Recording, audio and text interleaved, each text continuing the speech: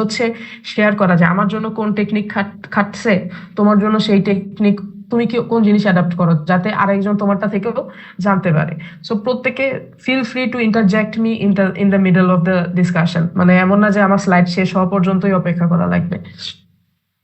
আচ্ছা, প্রথমে আসলে একটা শুরু করি হচ্ছে সার্চ করতে হবে কোথা থেকে। পেপার সার্চ করা আমরা আমাদের জন্য নতুন কিছু না, কিন্তু আমি যে শুধু এখানে একটা অ্যাড করলাম কিভাবে, যে এসসিআই রিলেটেড পেপার গুলো আমরা কিভাবে সার্চ করতে পারি।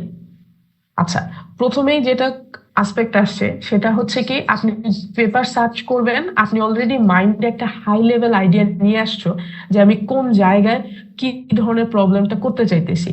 আরো যদি এক্সপ্লিসিটলি বলি, আমাদের মাইন্ডে অলরেডি ডিসাইডেড হয়ে গেছে যে আমরা কি ধরনের রিসার্চ কোয়েশ্চেন এক্সপ্লোর করতে চাই।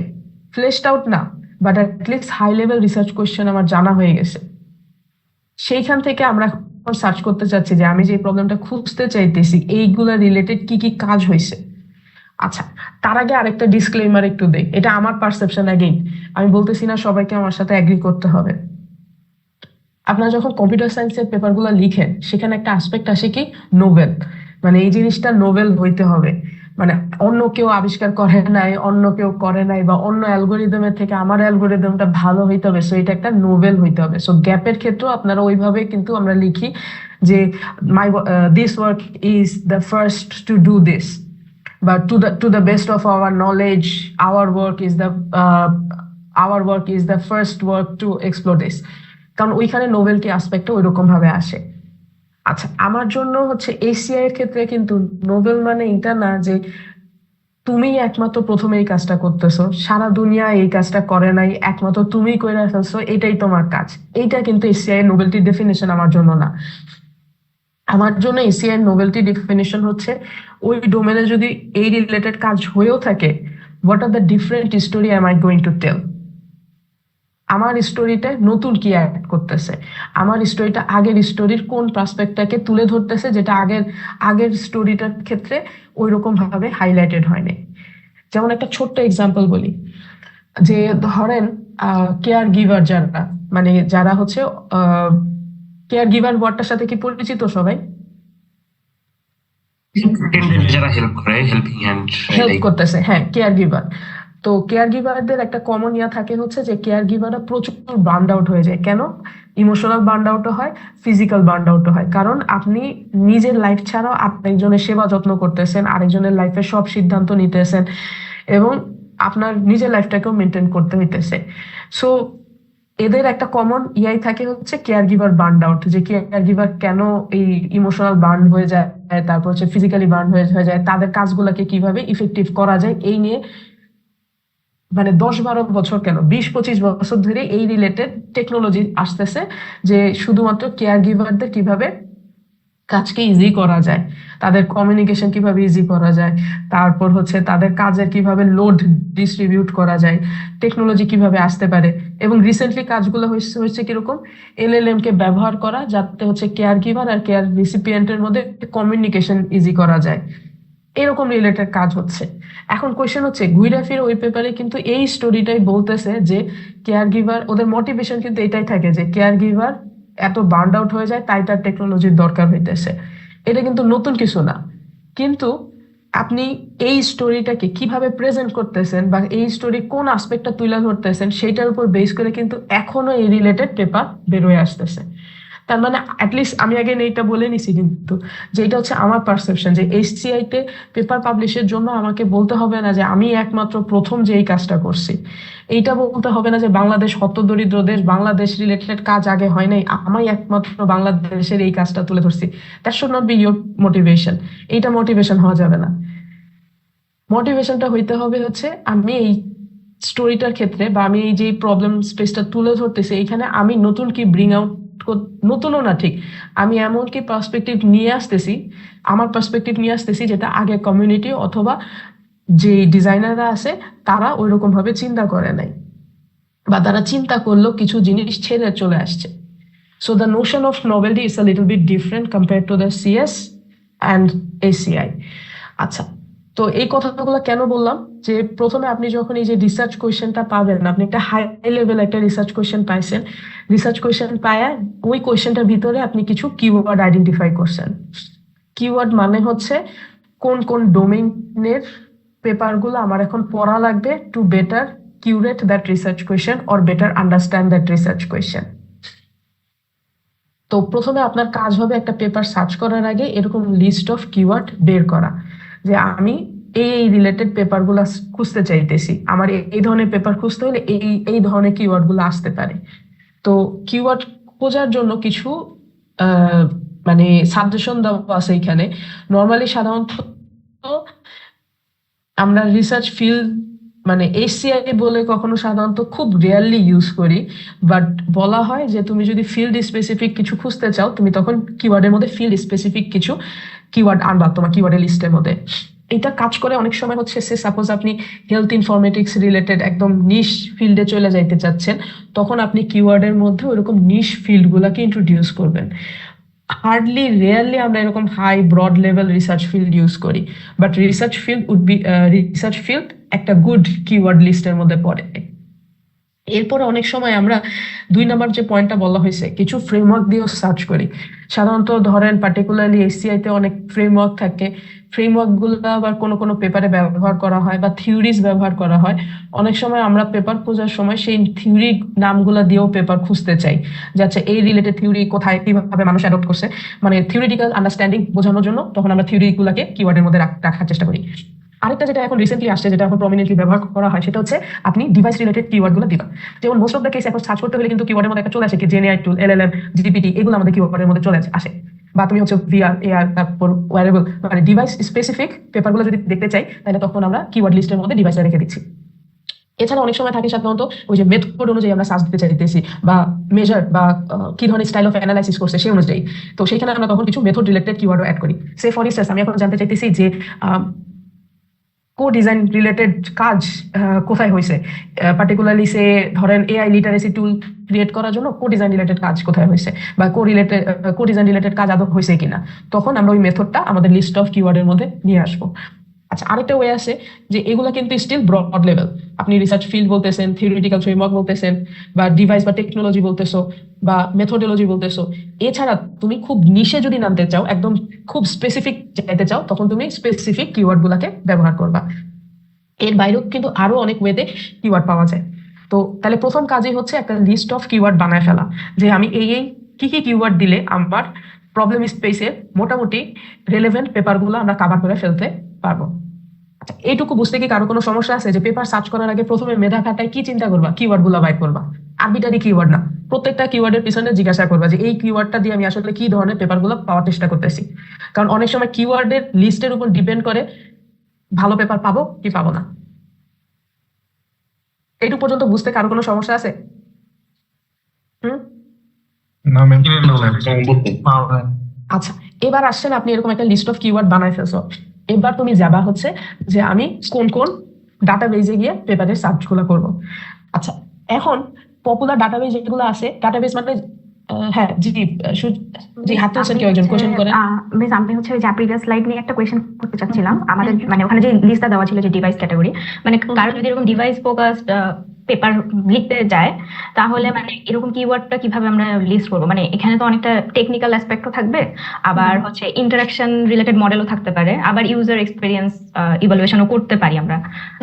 এটা তো মানে অনেকটুকু মানে টেকনিক্যাল প্লাস আবার এইচসিআই হয়ে যাবে, মানে ওটা জানতে চাচ্ছিলাম। আচ্ছা, এই জায়গায় কিন্তু আপনার কিওয়ার্ড শুধুমাত্র এইখান থেকে নিবা না, আপনি কিন্তু আগের লেয়ার গুলো থেকেও কিন্তু কিওয়ার্ড লিস্টটা বানাবেন। ধরেন কিওয়ার্ডের মধ্যে একটা তো ওয়ার্ড থাকবে না, একের অধিক কিওয়ার্ড থাকবে না। জি মিস। তো তখন আপনি যদি ইউজার ইভ্যালুয়েশন পাইতে চান, আপনি ইউজার ইভ্যালুয়েশনকে ওখানে অ্যাড করে দিবেন। আচ্ছা মিস। মানে অ্যাগেইন এগুলা মানে কিন্তু শুধু এই একটা দিয়ে সার্চ করবেন না, এইগুলা এইখানকার ডোমেইন থেকে কিওয়ার্ড নিয়ে একটা কিওয়ার্ডের লিস্ট বানাবেন। এই কারণে বলা হয়েছে যে লিস্ট অফ কিওয়ার্ডস। জি মিস, বুঝেছি। আচ্ছা, এখন আসেন হচ্ছে ডাটাবেস গুলো কি কি থাকতে পারে আমাদের। ডাটাবেস মানে হচ্ছে কোন কোন মানে ডাটাবেস মানে হচ্ছে যেই পেপার গুলা যেই জায়গা থেকে আমরা সার্চ দিব সেগুলাকে ডাটাবেস বলা হইতেছে।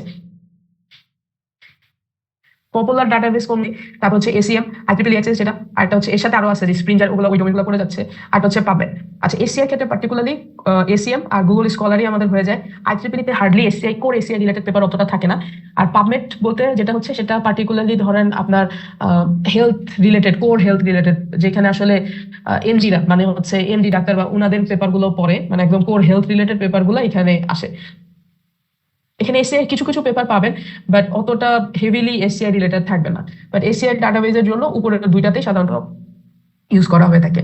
আমি এখন দেখানোর জন্য প্রবাবলি এই দুইটাই দেখাবো, বাকিগুলো আপনারা দেখে নিতে পারবেন। আর যদি কেউ ইন্টারেস্টেড থাকেন আমি আলাদা করে দেখায় দিতে পারবো। আচ্ছা, প্রথমে আসেন হচ্ছে গুগল স্কলারে আমরা কিভাবে পেপার সার্চ দিই।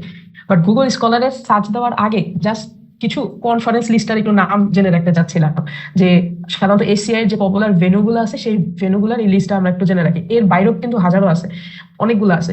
এইখানে আমি জাস্ট হচ্ছে মোটামুটি পরিচিত, মানে ধরেন আমাদের কমিউনিটিতে আমরা যে জায়গাগুলোতে মেইনলি সাবমিট করে থাকি বা ধরেন আমি যেগুলোতে এসি হয়ে থাকি সেগুলোই আশেপাশে হচ্ছে অ্যাড করা হয়েছে। আচ্ছা, প্রথম যেটা পপুলার ভেন্যু আছে সেটা হচ্ছে কাই। কাই এটার উচ্চারণ সিএইচআই থাকলেও এটাকে কাই উচ্চারণ করা হয়, KAI উচ্চারণ করা হয়। কাই যেটা হচ্ছে সেটা হচ্ছে একটা ব্রডার আমব্রেলার মতো, সব ধরনের এসিআই রিলেটেড টপিক গুলো এখানে আসতেছে, মানে ব্রডার আমব্রেলা যদি চিন্তা করি। এরপর আসতেছে CSCW। এইটা হচ্ছে হলো আপনার এটার পার্টটা হচ্ছে কি কোলাবোরেটিভ ওয়ার্ক। সিডাব্লিউ মানে হচ্ছে একদম সর্বপ্রথমে যখন আসছিল CSCW টা, এটা এক্সপ্লিসিটলি এরা পেপার নিত হচ্ছে ওয়ার্ক প্লেস বা কোলাবোরেটিভ যে ওয়ার্ক গুলা থাকে, মানে অফিসের রিলেটেড যে কাজগুলা, ওয়ার্ক প্লেসের মেন্টাল হেলথ, ওয়ার্ক প্লেসের কোলাবোরেশন, ওয়ার্ক প্লেসের কমিউনিকেশন, এই জিনিসগুলোই শুধু তারা পাবলিশ করতো। আস্তে আস্তে দেখা গেল যে যখন স্মার্টফোন চলে আসছে তখন কিন্তু আর ওয়ার্ক প্লেস টেকনোলজি বলে কিছু নাই, আপনার হোম আর ওয়ার্কের মধ্যে যে ডিভিশনটা আছে সেটা ব্লার হয়ে গেল। তখন এই কমিউনিটিটা আস্তে আস্তে বেড়ে গেল। এরা তখন কি করছে, আচ্ছা ঠিক আছে আমরা তাহলে মোটামুটি ওয়ার্ক প্লেসের বাইরেও কাজগুলো নেই, বাট কোন জিনিসটা তারা স্টিল রেখে দিল নিজেদের মধ্যে, কোলাবোরেশন আসপেক্টটা রেখে দিচ্ছে, যে এইখানে ইন্ডিভিজুয়াল পার্সপেক্টিভের পেপারগুলো খুব কম যায়। CSCW তে সেই পেপারগুলোই যায় যেখানে আসলে একটা কোলাবোরেটিভ আসপেক্ট থাকতেছে, তার মানে একের অধিক ইন্ডিভিজুয়াল ইন্টারঅ্যাক্ট করতেছে সিস্টেমটার সাথে, বা সোশ্যাল সেন্স মেকিং করতেছে, বা ক্রাউড সোর্সিং করতেছে, বা একটা কোলাবোরেটিভ প্ল্যাটফর্ম প্রোভাইড করতেছে। কোলাবোরেশন রিলেটেড আসপেক্ট গুলো মোস্টলি CSCW এর সাথে কিন্তু যাচ্ছে এখন। বাট ডিফারেন্সটা কোথায় আসছে এই কমিউনিটির মধ্যে, যে তারা এখন আর workplace related only technology নিয়ে চিন্তা করে না, ওয়ার্ক প্লেসের বাইরেও অন্য ধরনের কোলাবোরেশনের দিকগুলো তারা ফোকাস করতেছে।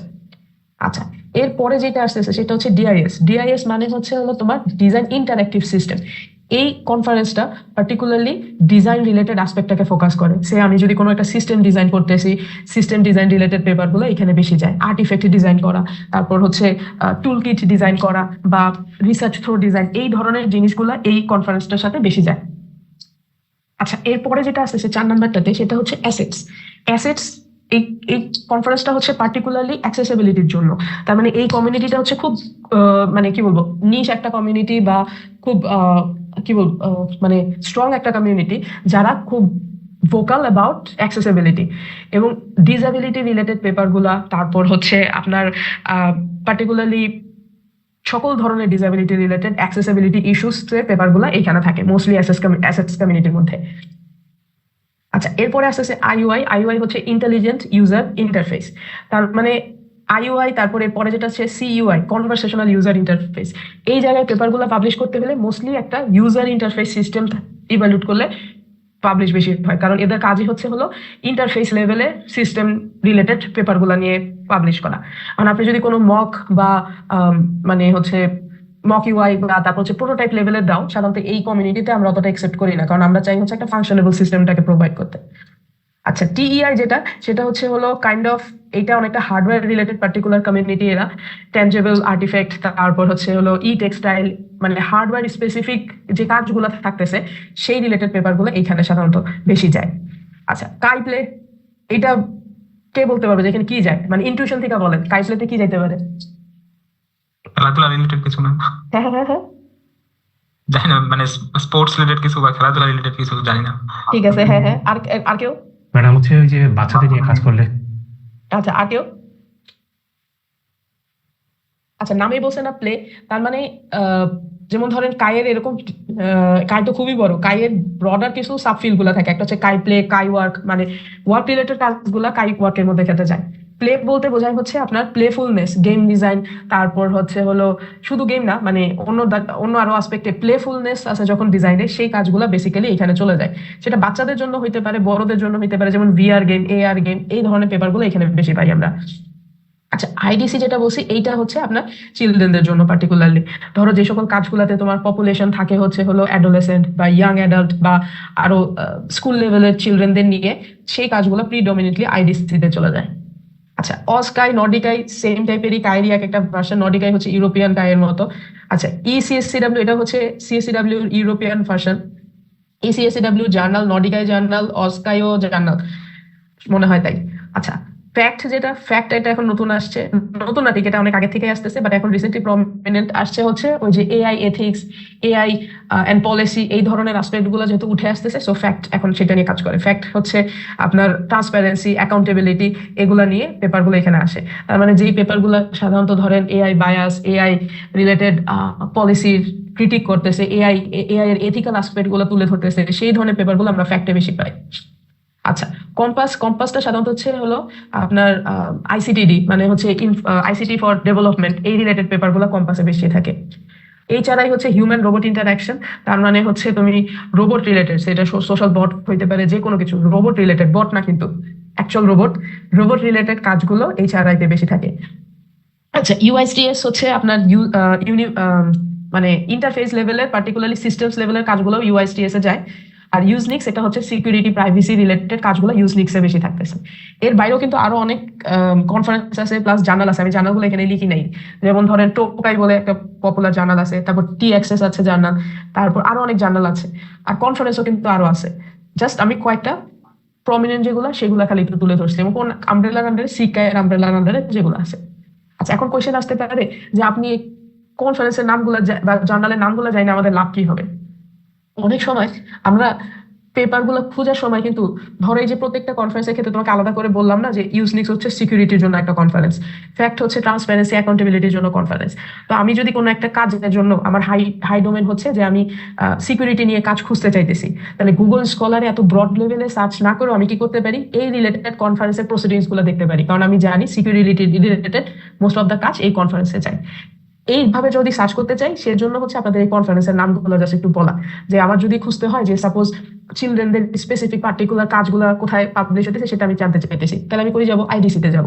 আমি যদি জানতে চাই কনভারসেশনাল এজেন্ট বা তোমার কনভারসেশনাল ইউআই নিয়ে যে কাজগুলো হইতেছে, তাহলে আমি কোথায় যাব, সিইউআই এর মধ্যে খোঁজার চেষ্টা করব।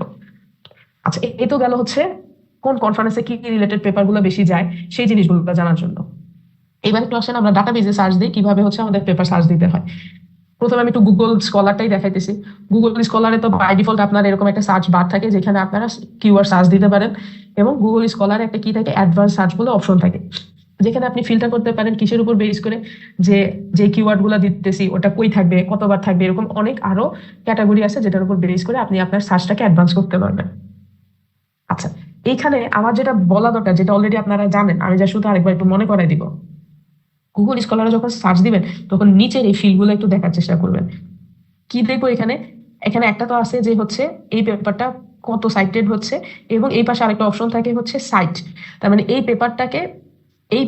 পেপারটাকে সাইট করতে হলে আমরা কিভাবে সাইট করব, আর এই জায়গায় লেখা থাকে হচ্ছে how many paper cited this one. এই ইনফরমেশনটা আমাদের কেন জরুরি?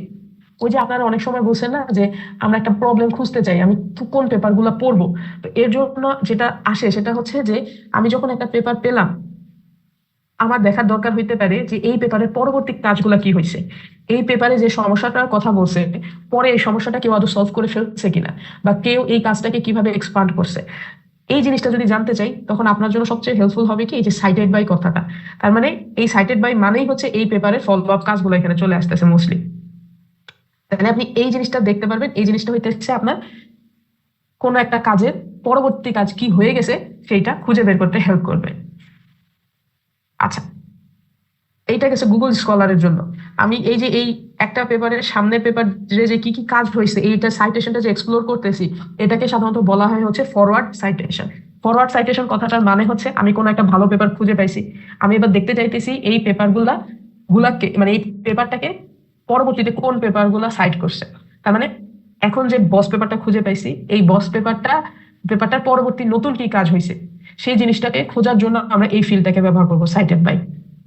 এবং অনেক সময় এইটা দেখে কিন্তু আমরা বুঝতেও পারি how significant that work is. অনেক সময় খেয়াল করে দেখবেন যে একটা পেপার সাইটেশন আসে হচ্ছে ধরেন মাত্র মানে সাইটেশন দেখে আমরা বুঝতে পারি যে এই পেপারটা কতটা ইম্প্যাক্টফুল ওই কমিউনিটির মধ্যে। যেমন ধরো 2018 এই স্ন্যাপটা যখন আমি নিছিলাম তখন সেটা হচ্ছে আপনার কবে নিছিলাম 2025-এ নিছিলাম, তাহলে 18 থেকে 25 পর্যন্ত 175 পর্যন্ত হয়েছে। তার মানে কত 5 বছরেও সে আসলে বেশি ক্রস করতে পারে নাই হয়তোবা। তার মানে এই কাজটা অতটা ইম্প্যাক্টফুল না কিন্তু। তার মানে অনেক সময় তুমি একটা রেলেভেন্ট অ্যানালজি বাই করতে পারো যে পাবলিকেশন ইয়ার আর সাইটেশন বাই দিয়ে বোঝা যায় যে কাজটা কতটা কমিউনিটিতে অ্যাকসেপ্টেড হচ্ছে। আচ্ছা, এবার আসেন হচ্ছে এক সেকেন্ড এখানে একটু পজ দিই। গুগল স্কলারে সার্চ রিলেটেড কারো কোনো সাজেশন আছে যে আচ্ছা আমি এইভাবে সার্চ দিয়ে আমার এই জায়গাগুলোতে ভালো রেজাল্ট আসে, বা অন্য কোনো কিছু ট্রিক্স আছে কিনা যেটা আমি বলি নাই বা আপনাদের কাছে জানা আছে?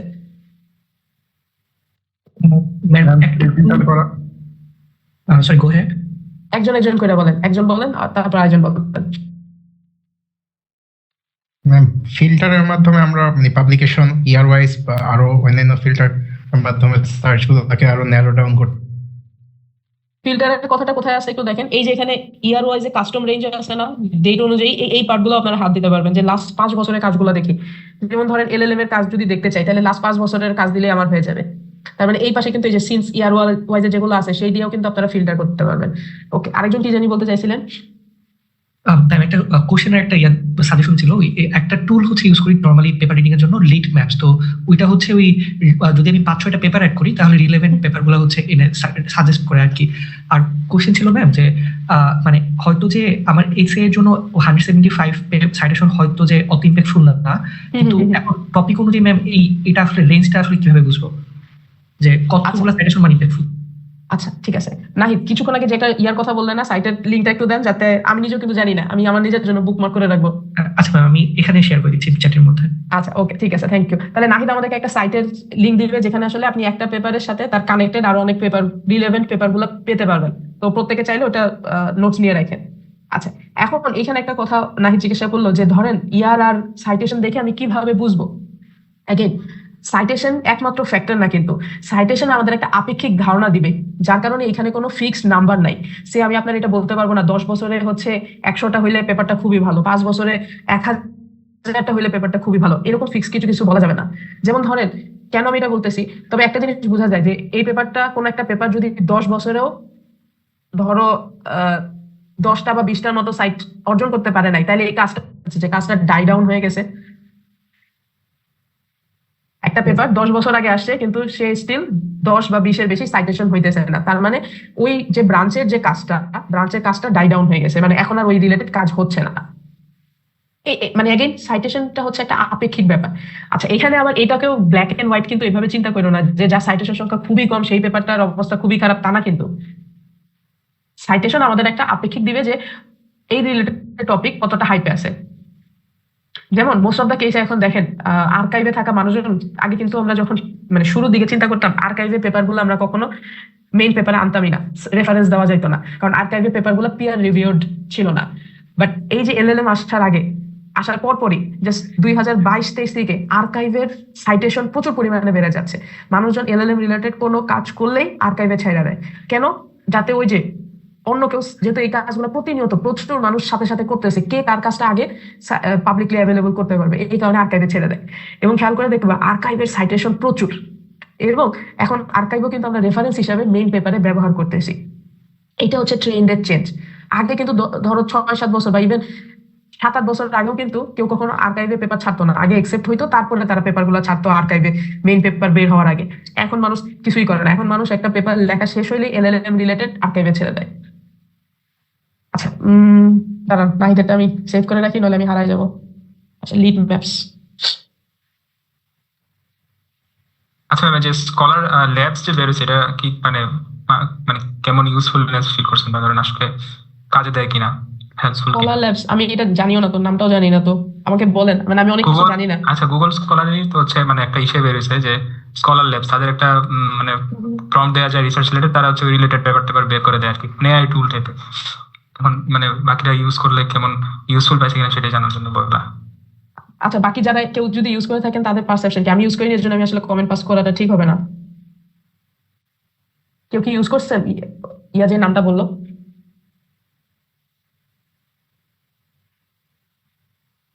আচ্ছা, আমরা ক্লাসে শেষে যদি টাইম থাকে তাহলে আমাদেরকে বলেন, আমি আমি নিজেও ইউজ করে দেখবো কি কি হয়, ঠিক আছে? বা এখানে একটু শেয়ার করেন, হ্যাঁ? Okay. আচ্ছা, এরপরে আসেন হচ্ছে এসিএম ডিজিটাল লাইব্রেরিতে। আচ্ছা, এই স্ন্যাপটা আমি যখন নিছি তখন এসিএম ডিজিটাল হচ্ছে ওপেন সোর্স করে নাই। ওপেন সোর্স না করার কারণে বা ওপেন সোর্স করার কারণে এখন হচ্ছে অনেক জিনিস তারা আসলে প্রিমিয়াম ফিচারে দিয়ে ফেলছে। তো হয়তো বা এই স্লাইডের পুরো জিনিসটা এফেক্টিভ হবে না, বাট আমি তাও অ্যাটলিস্ট কি কি ইনফরমেশন গুলো লাগে সেগুলো হচ্ছে আপনাদেরকে একটু দেখাইতেছি। ধরো কোনো একটা পেপার যখন থাকে, এখান থেকে কোন কোন ইনফরমেশন গুলো তুমি খেয়াল করে দেখবা। এই আইকন টাইপের যদি কিছু আর্টিকেলের উপরে থাকে, তার মানে এই পেপারটা অ্যাওয়ার্ড পাইছে কি পায় নাই সেই রিলেটেড ইনফরমেশন দেওয়া থাকে। সাধারণত মোস্ট অফ দ্য কেসে এসিএম এর যত কনফারেন্স গুলো থাকে সেখানে হচ্ছে পেপার গুলোকে অ্যাওয়ার্ড দেওয়া হয়। একটা হচ্ছে বেস্ট পেপার অ্যাওয়ার্ড থাকে, আরেকটা থাকে হচ্ছে তোমার অনারেবল মেনশন অ্যাওয়ার্ড টাইপের থাকে। আচ্ছা, এরপরে পেপারে যেটা থাকতেছে সেটা হচ্ছে তার টাইটেল থাকতেছে এবং অথার থাকতেছে, এবং অথারের সব ইনফরমেশন গুলো এখান থেকে অনায়াসে পাওয়া যায়। গুগল স্কলার একটা অসুবিধা হচ্ছে কি, আপনি টাইটেলের নিচে অথার আর ভেনিউ গুলো অত আলাদা করে পাওয়া যায় না, পিডিএফ নামাইতে হয় তারপরে ক্লিক করে দেখতে হয়। বাট এসিএম এ যেটা হচ্ছে কি, আমি অথার আর ভেন্যুটা বেশ ভালোভাবে আলাদা করে দেখতে পারতেছি। আচ্ছা, এইখানে যেটা দেখবেন সেটা হচ্ছে কি সাইটেশন। এই পেপারটা হাইলি সাইটেড, মানে এই যে ডাবল ইনভাইটেড এর পাশে যেটা সেটা হচ্ছে সাইটেশন, আর ভায়োলেট কালারে যেটা দেওয়া আছে সেটা হচ্ছে এই পেপারটা কত ডাউনলোড হয়েছে। অ্যাগেন এই দুইটা ফ্যাক্টর মানে ব্ল্যাক এন্ড হোয়াইট না, কিন্তু যে অনেক বেশি ডাউনলোড হলে পেপারটা অনেক ফাটাফাটি তা না, বাট এইটা তোমাকে অ্যাটলিস্ট হাই লেভেল একটা আইডিয়া দিতে পারে যে এই টপিকটা কতটা হাইপে আছে। আচ্ছা, দেন এইখানে যেটা আছে যে তোমার এইখান থেকে হচ্ছে তুমি পিডিএফ নামাইতে পারবা। আর নিচে যদি আরেকটু স্ক্রল করি, এখন মোস্ট অফ দ্য ডিজিটাল লাইব্রেরিতে ওরা করে কি পেপারের সাথে আমাদেরকে ভিডিও আপলোড করতে বলে। কোনো কনফারেন্সে পেপার একসেপ্ট হইলে আপনাকে একটা 10 মিনিটস ভিডিও আপলোড করতে বলে। তো এসিএম ডিজিটাল লাইব্রেরির নিচে যদি স্ক্রল করেন আপনি মোস্ট অফ দ্য কেসে এরকম একটা ভিডিও পাবা যেটা হচ্ছে পেপারের কাজটাকে 10 মিনিটে সামারি করছে। অনেক সময় আমাদের দেখা যায় যে আমরা পেপারটা না পড়ে এরকম ভিডিওটা একটু দেখি, জাস্ট একটা আইডিয়া হওয়ার জন্য যে এই পেপারে কি কি কাজ হইতে পারে। আচ্ছা, এখন আসেন দুইটা কনসেপ্ট আপনাদের একটু বলে দিই। একটা হচ্ছে ফরওয়ার্ড রেফারেন্স সার্চিং, আর একটা হচ্ছে ব্যাকওয়ার্ড, মানে forward citation, backward citation. Forward সাইটেশনটা একটু বলছি যে আমি যদি কোনো একটা পেপার পাই, সেই পেপারটাকে কারা সাইট করছে সেটাকে বলা হয় ফরওয়ার্ড, মানে আমি সামনে যাচ্ছি। এই ফরওয়ার্ড সাইটেশন আপনাকে হেল্প করবে এই পেপারটার কাজটা ভালো মতো বোঝার জন্য এবং এর পরবর্তী কাজটা জানার জন্য। ফরওয়ার্ড সাইটেশনের ওইটা দেখেন একটু, এইটাকে যদি ক্লিক দাও, এটা ক্লিক দিলে চলে আসবে এই পেপারটাকে কারা কারা সার্চ করছে। তখন তুমি বুঝে যাবা যে এই কাজগুলো হচ্ছে এটা পরবর্তী ভার্সন বা পরবর্তী এক্সটেনশন।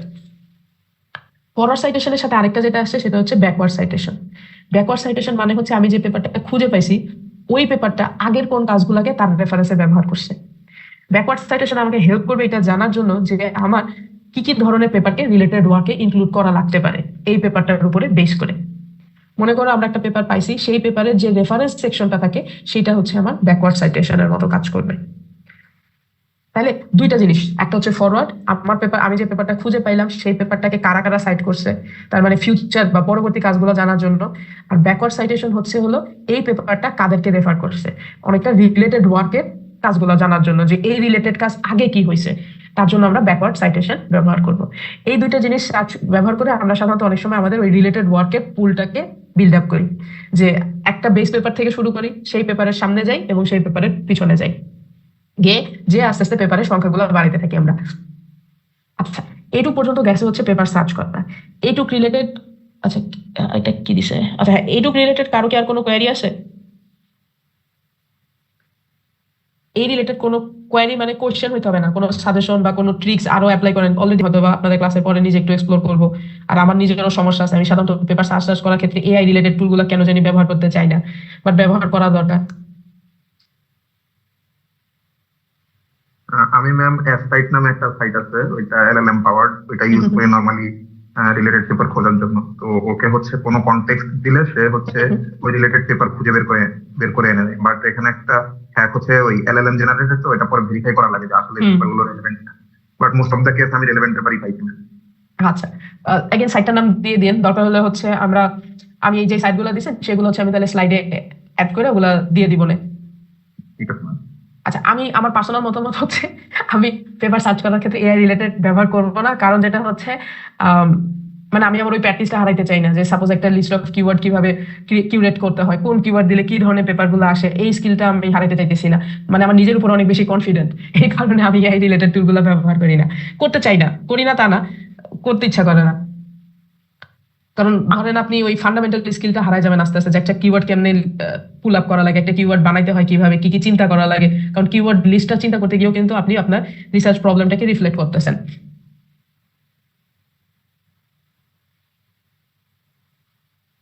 আচ্ছা ম্যাম, ধরেন আমি হচ্ছে মানে রিলেটেড পেপার খুঁজতেছি, তো ধরেন আমার এখানে এটা কিভাবে এনশিওর করবো আসলে, মানে এটা কিভাবে কনফিডেন্ট হওয়া যায় যে আমার আসলে আমার যে যে প্রবলেম, ওই প্রবলেমে কাজ করতে চাচ্ছি, ওই প্রবলেমের কোনো ইম্পর্টেন্ট পেপার হচ্ছে মিস আউট হয়ে যায়নি, বা আমি আসলে এটা দেখিনি আসলে।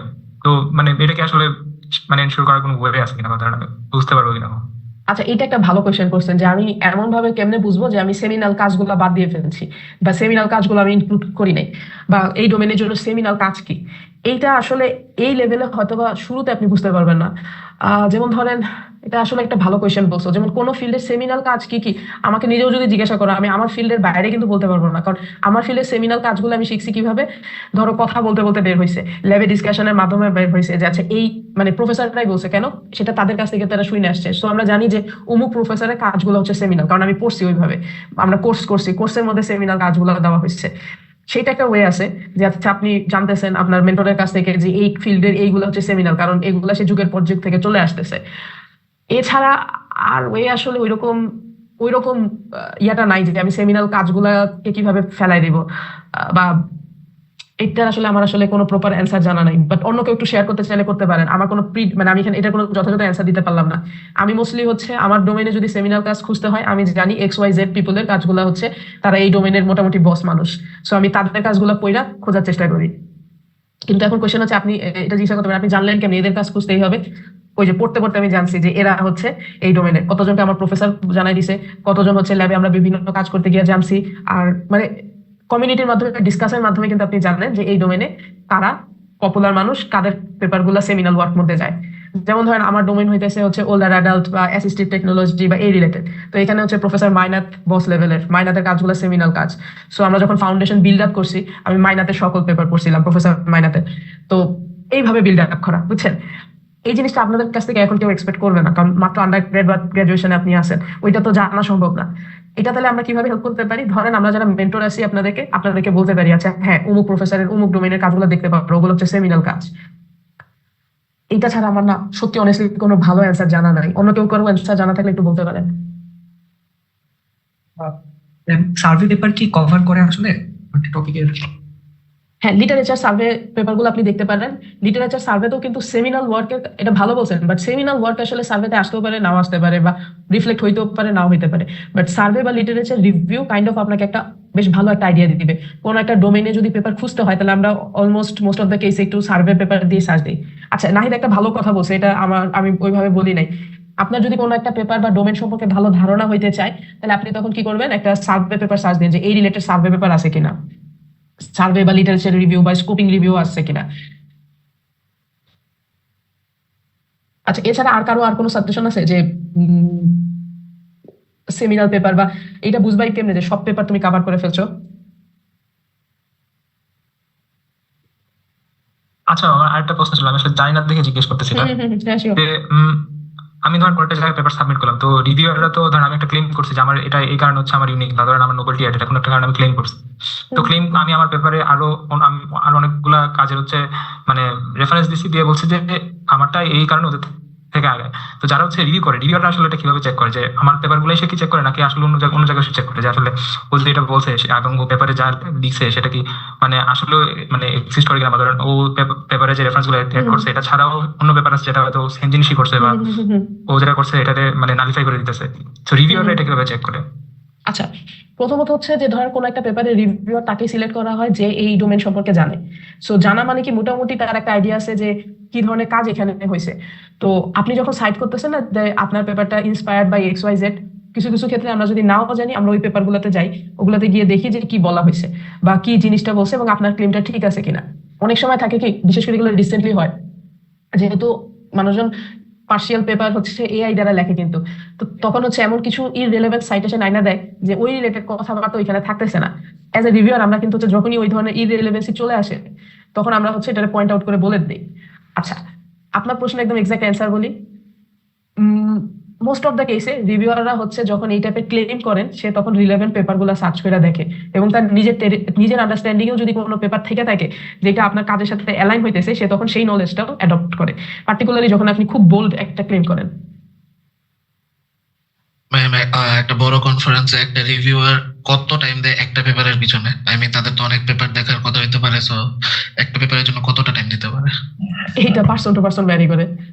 এইটা তো কোনো নিয়ম মানে এটার কোনো নিয়ম আছে বলেন? এখন এআই আসার পর ইট ফিলস লাইক তারা মিনিমাম থেকে মিনিমাম টাইম দিচ্ছে। আই ডোন্ট নো আর কেউ ফেস করেছে কিনা, বাট এইটার যেটা হচ্ছে যে ধরেন আমি তো এসি মানে আমরা যখন রিভিউ নেই, হ্যাঁ, তখন আমাদের স্ট্রিক্টলি প্রহিবিটেড বলা থাকে যে কোনো রিভিউর যদি এআই জেনারেটেড রিভিউ দেয় অ্যাজ এন এসি আমরা তাকে ব্যান করতে পারি বা তার রিভিউটা আমরা নিব না এবং তাকে পরবর্তীতে ওই কনফারেন্স থেকে ব্যান করা হবে। সো আমি আমাদের এসি তরফ থেকে আমরা যে প্রসেসগুলো নেই সেগুলো আমি বলতেছি।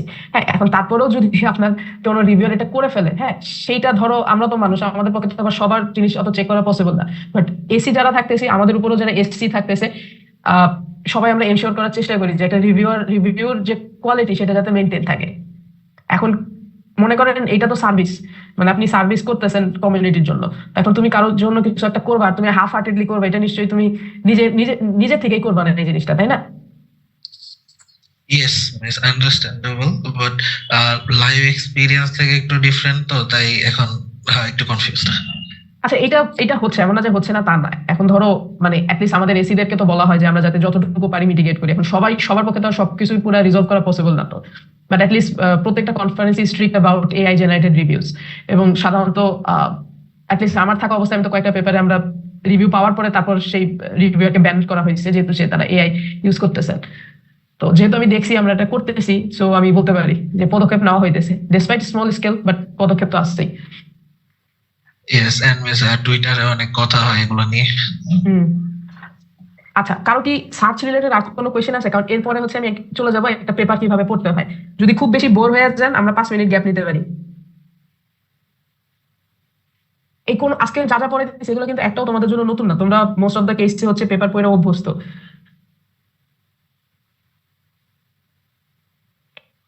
কারো কি কোনো কোয়েশ্চেন আছে? আচ্ছা ঠিক আছে, আমরা 5 মিনিট গ্যাপ নিতেছি, আমরা 7 কোয়েশ্চেন আছে কারো? কোর্স রিলেটেড একটু কোয়েশ্চেন ছিল। আমি আসলে ফার্স্ট ক্লাসে ছিলাম না, তো বলেন। আমাদের মানে এই কোর্সটা এখন পর্যন্ত যতটুকু বুঝতে পারছি আমি, মানে পুরো কোর্সের কারিকুলামটা কিভাবে আগাবে ওটা আমি আসলে ধরতে পারতেছি না। আচ্ছা, এটা জবাব কে দিবে? কে গত ক্লাসে প্রেজেন্ট ছিল? এটা জবাব কেউ দেন, অ্যাটলিস্ট আমার থেকে কেউ দেন, আমি জাস্ট বুঝতে পারবো যে আপনারা বাকি জায়গায় একই সমস্যা হইতেছে নাকি হচ্ছে মানে বাকিরা অ্যাটলিস্ট বুঝতে পারছেন। আচ্ছা আপু, আপনি কি হোয়াটসঅ্যাপ গ্রুপে অ্যাড আছেন? হ্যাঁ, বাট আই থিঙ্ক আচ্ছা, আমি হ্যাঁ গ্রুপে হচ্ছে ম্যাম হচ্ছে একটা ডক শেয়ার করছে, এখানে ফুল কোর্সের ডিটেলস দেওয়া আছে, ওই মানে কি হবে পরীক্ষা, তারপর হচ্ছে রিসার্চ প্রপোজাল, প্রেজেন্টেশন সবকিছু ম্যাম ইন ডিটেল বলে দেওয়া মানে দিছেন আর কি ওখানে। আর ওইখানে হচ্ছে ওই প্রতি ক্লাসের আগে ম্যাম হচ্ছে রিডিং সব আপলোড দেন, ওই ডক করলে আপনি হচ্ছে সব বুঝতে পারেন। মানে আপনি কি পরে জয়েন করছেন যে এখন বললেন? হ্যাঁ আমি হ্যাঁ পরে জয়েন করছি, মানে ওই ডক্টর কি আসার পরে জয়েন করছি, সো ওইটা আমাদের চ্যাট বক্সে ছিল না। আচ্ছা, তাহলে কেউ একটু কষ্ট করে আবার ওই ইয়াটাকে মানে মেসেজটাকে দিয়ে দিবা বা পিন করে রাখবা যাতে কেউ যদি পরেও জয়েন করে they can actually view that one. আর পুরা কোর্সের কারিকুলামটা কি হবে বা ধাপে ধাপে কি আগানো হবে সেটা হচ্ছে ওই রানিং ডকুমেন্টে আছে, আপনি একবার একটু কাইন্ডলি পড়ে দেখেন, তারপরেও যদি বুঝতে না পারেন তাহলে আমার একটু বলেন। হ্যাঁ, ওকে, আচ্ছা ঠিক আছে, আমরা তাহলে একটু কিছু সময় ব্রেক নিতেছি, আমরা 8টার সময় আবার চলে আসবো। Okay ma'am.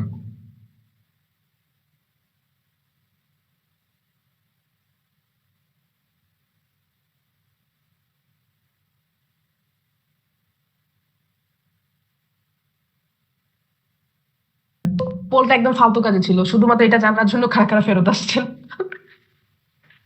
পোলটার কোনো মিনিং নাই, আমি শুধু যা দেখতে চাইতেছিলাম যে কারা কারা 8টার পরও ফেরত আসছেন। যেহেতু 16 জন দিচ্ছেন তার মানে স্টিল আরো 15-16 জনের মতো 8টার সময় স্টিল কম্পিউটারের সামনে আসে যায়।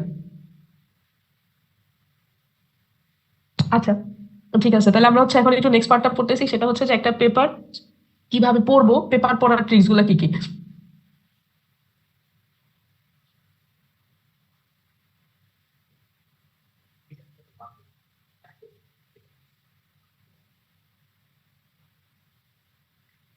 আচ্ছা, স্ক্রিনটা দেখা যায় আমার? Yes ma'am. আচ্ছা, এখন একটু আসেন পেপার পড়ার ডিটেলসে বলার আগে একটা পেপারের স্ট্রাকচারটা কিরকম হয় সেটা একটু ডিসক্রাইব করতে চাচ্ছি। সাধারণত এসিআই বলো, ইভেন তুমি যদি কম্পিউটার সায়েন্সের পেপারও বলো, মোটামুটি আমরা এই মানে এটা কি কেমনে বলো, ইমর্যাট যে স্ট্রাকচারটা সেটা ব্যবহার করা হয়। এইটার আসপেক্টটা কি, আই মানে হচ্ছে প্রত্যেকটা পেপারে একটা ইন্ট্রোডাকশন থাকবে, সেটা কম্পিউটার সায়েন্সের পেপার হোক, এসিআই এর পেপার হোক, ইন্ট্রোডাকশন থাকতেছে। ইন্ট্রোডাকশনের পরে যেটা থাকতেছে সেটা হচ্ছে হলো method. Again related work is must under introduction. ইন্ট্রোডাকশনের ভিতরে রিলেটেড ওয়ার্কটাকে চিন্তা করা হইতেছে। আচ্ছা, এরপরে একটা সেকশন থাকবে সেটা হচ্ছে কি মেথড। মেথড মানে মেথোডোলজি, সেটা টেকনিক্যাল পেপারও থাকতেছে, এসিআই এর পেপারেও থাকবে। এরপরে আর মানে হচ্ছে ফাইন্ডিংস বা রেজাল্টস। এ মানে হচ্ছে তোমার যেটা বলা হয় মানে মানে এর যেটা হইতেছে, এ আর ডি যেটা সেটা হচ্ছে অ্যানালাইসিস পার্টটা বলা হইতেছে, আর ডি যেটা সেটা হচ্ছে কি ডিসকাশন। আচ্ছা, ডিসকাশন পার্টটা যদিও নামটা এসিআই এর ক্ষেত্রে বলা হয়, বাট এটা টেকনিক্যাল পেপারও থাকে। টেকনিক্যাল পেপারে আপনি যখন আপনার রেজাল্টের ইমপ্লিকেশন বলেন তখন সেটা সাধারণত ডিসকাশনের আন্ডারে পড়ে যায়। কোর সিএস এর পেপারগুলোতে আমরা ডিসকাশন ওয়ার্ডটা লিখি না, বাট আলটিমেটলি রেজাল্টের ইমপ্লিকেশনটা আপনি বলেন কনক্লুশনের আগে কিন্তু। আর এসিআই পেপারগুলোতে ডিসকাশনের একটা আলাদা পার্টই থাকতেছে এবং বেশ সিগনিফিকেন্ট পার্ট থাকতেছে। এবং ডিসকাশনের মধ্যে আসলে আপনি কি কি বলতে পারেন সেটা একটু দেখি। মনে করো যখন ইন্ট্রোডাকশন থেকে একটু শুরু করি, ইন্ট্রোডাকশনে স্বাভাবিকভাবে ইন্ট্রোডাকশন মেইনলি ফোকাস করা হয়ে থাকে কেন এই কাজটা করতেছি, মোটিভেশনটা কোথায় থেকে আসতেছে, কি কাজ করতেছি, রিসার্চ কোশ্চেন গুলা কি কি, বা যদি কোনো হাইপোথেসিস থাকে আমার হাইপোথেসিসটা কি। এরপরে এসসিআর পেপারগুলোতে যে পার্টটা থাকে সেটা হচ্ছে রিলেটেড ওয়ার্ক। তার মানে আগের কাজগুলার কোন কোন কাজের ইন্টারসেকশনে আমি আমার কাজটাকে সিচুয়েট করতেছি, বা আমি কাজটাকে আগের লিটারেচার গুলার কোথায় প্লেস করতেছি, আগের লিটারেচারের কোন জায়গায় আমার কাজটা কন্ট্রিবিউট করবে, এই জিনিসগুলো আপনি রিলেটেড ওয়ার্ক বা ব্যাকগ্রাউন্ডের মধ্যে বলে ফেলবেন। এরপরে আপনার আসতেছে হচ্ছে মেথড পার্টটা। মেথড পার্টটা বলা মানে হচ্ছে কম্পিউটার সায়েন্সের পার্টে এখানে আমরা কি বলি, সিস্টেম ডিজাইনটা কিভাবে করা হইতেছে, এক্সপেরিমেন্টাল ডিজাইনটা কিভাবে করা হচ্ছে, তারপরে হচ্ছে আপনার কোনো সিমুলেশন সেটআপ কিরকম করা হচ্ছে, এইগুলো আমরা এই পার্টে বলি। আর এসিআই এর ক্ষেত্রে বলা হয় হচ্ছে ওভারঅল স্টাডি ডিজাইন, কোন মেথড অ্যাপ্লাই করেছেন, পার্টিসিপেন্টের ডেমোগ্রাফিক গুলা কি কি, প্রসিডিওরটা কি ছিল, হাইপোথেসিস রিলেটেড হইলে হচ্ছে ডিপেন্ডেন্ট ভ্যারিয়েবল কি হবে, ইন্ডিপেন্ডেন্ট ভ্যারিয়েবল কি হবে, প্লাস অ্যানালাইসিস পার্টটা এই মেথডের আন্ডারে বলে দেওয়া হয়। এরপরে যে পার্টটা আসতেছে সেটা হচ্ছে রেজাল্ট বা ফাইন্ডিংস। এটা এসিআই এর পেপারও থাকতেছে, আমাদের কম্পিউটার সায়েন্সের পেপারও থাকতেছে। রেজাল্ট বা ফাইন্ডিংস এখানে মানেই হচ্ছে যে আমরা এখানে যে হাইপোথেসিস দিয়ে আসছি বা যে রিসার্চ কোয়েশ্চেন বলে আসছি ওইটার কি জবাব আমরা আমাদের স্টাডিতে পেয়েছি, জবাবগুলা ফাইন্ডিংস এর মধ্যে থাকতেছে। আচ্ছা, এরপরে যে পার্টটা থাকে ডিসকাশন, এটা এসিআই এর পেপারে কিসের জন্য রাখা হয়, আপনার ফাইন্ডিংসটার একটা রিফ্লেকশন আপনি ডিসকাশনে করতেছেন, কোথায় আগের কাজগুলার সাপেক্ষে আপনি রিফ্লেকশনটা প্রোভাইড করবেন, যে আগের কাজগুলার কোন আসপেক্ট গুলার আপনার রেজাল্টটা থেকে আলাদা, কোন আসপেক্ট গুলো আপনার রেজাল্টের সাথে মিলে যাচ্ছে, কোন আসপেক্ট গুলো আপনার রেজাল্টের উপর বেস করে আপডেট করা যাইতে পারে, এই রিফ্লেকশন টাইপের আসপেক্টটা আপনি ডিসকাশনে বলতেছেন। তাহলে ডিসকাশনে থাকতেছে কি একটা ব্রিফ সামারি অফ ফাইন্ডিংস এবং ইন্টারপ্রিটেশন মানে রিফ্লেকশন অফ ইউর ফাইন্ডিংস, কার জন্য, উইথ রেসপেক্ট টু প্রিভিয়াস ওয়ার্কের উপরে। এরপরে আপনি আরেকটা কি বলতেছেন যে আপনার কাজের কোথায় সীমাবদ্ধতা আছে, সেই লিমিটেশন গুলো আপনি ডিসকাশনে বলতে পারেন। এবং মোস্ট ইম্পর্টেন্ট যেটা আপনার ইয়াতে থাকতেছে, মানে মোস্ট এসিআই পেপার গুলোতে যেটা এক্সপেক্ট করে, যে ডিজাইন ডিরেকশন দেওয়া, যে একজন রিসার্চার আর ডিজাইনার তোমার পেপার থেকে টেক অ্যাওয়ে কি হবে, কনক্রিট ডিজাইন ডেসক্রিপশন। তার মানে হচ্ছে ডিজাইন ইমপ্লিকেশন বা কনসিডারেশন বা রেকমেন্ডেশন প্রোভাইড করা based on your findings. Computer সায়েন্সের পেপারে আমরা ডিসকাশনকে এতটা ফোকাস দেই না। আমার ডিসকাশন সাধারণত থাকে কিরকম, brief summary of findings, findings এর একটা ব্রিফ সামারি দিয়ে আমরা ডিসকাশন শেষ করে কনক্লুশনে চলে যাই। বাট এসিআই পেপার গুলাতে ডিসকাশন সেকশন মানেই হচ্ছে রিফ্লেকশন, কন্টেনশিয়াস পয়েন্ট। কন্টেনশিয়াস পয়েন্ট মানে কোন কোন পয়েন্ট গুলা একটা টেনশন ক্রিয়েট করতেছে বেসড অন ইউর ফাইন্ডিং, সেই টেনশন পয়েন্ট গুলো আমরা ডিসকাশনে এলাবোরেট করি।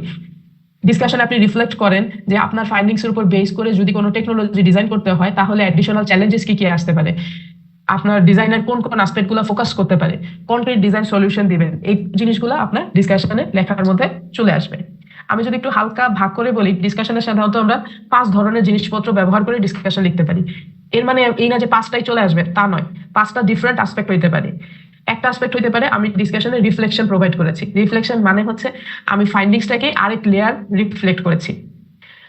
সেকেন্ড আরেকটা স্টাইল অফ ডিসকাশন হতে পারে আপনি কল ফর অ্যাকশন দিয়েছেন, তার মানে আপনার ফাইন্ডিংস এর উপর বেস করে আপনি রিসার্চার কমিউনিটিতে বলতেছো এই জিনিসটা আরো এইভাবে চিন্তা করতে হবে, এইটা তোমরা ভুলে গেছো, এই জিনিসগুলো চিন্তার মধ্যে নিয়ে আসো। সো এটা হচ্ছে কল ফর অ্যাকশন।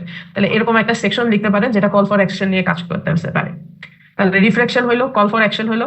আরেকটা পয়েন্ট আমরা যেটা বলি সেটা হচ্ছে কন্টেনশিয়াস পয়েন্ট। তার মানে আমার ফাইন্ডিংস এর যে ট্রেড অফ ডিসিশন গুলো আমরা নিয়েছি বা যেই জায়গায় কনফ্লিক্ট হইতে পারে, যেমন ধরেন ফর ইনস্টেন্স আপনি হচ্ছে ওল্ডার অ্যাডাল্টদের জন্য ওরা যাতে বাসায় ঠিক মতো সেফ হিসাবে থাকতে পারে এরকম একটা অ্যাসিস্টিভ টেকনোলজি বা হোম টেকনোলজি আপনি তৈরি করছেন।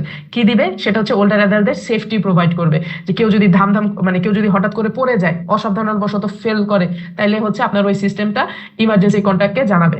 তার মানে আপনি একটা সিস্টেম ডিজাইন করছেন সেফটি প্রোভাইড করার জন্য, কিন্তু আপনার পার্টিসিপেন্ট গুলা বলছে যে আমার তো সেফটি দরকার নাই, তুমি এই সেফটি দিতে গিয়ে আমাকে গলায় হচ্ছে মেশিন পরায় দিতেছো, আমার হাতে মেশিন পরায় দিতেছো, আমার স্বাধীনতা খর্ব হচ্ছে। তাহলে এইখানে একটা কন্টেনশিয়াস পয়েন্ট আছে। কিরকম কন্টেনশিয়াস পয়েন্ট? সে নিজে সেফ থাকতেও চায়, সাথে সাথে সে তার এজেন্সি বা তার ইন্ডিপেন্ডেন্সটাও বজায় রাখতে চায়।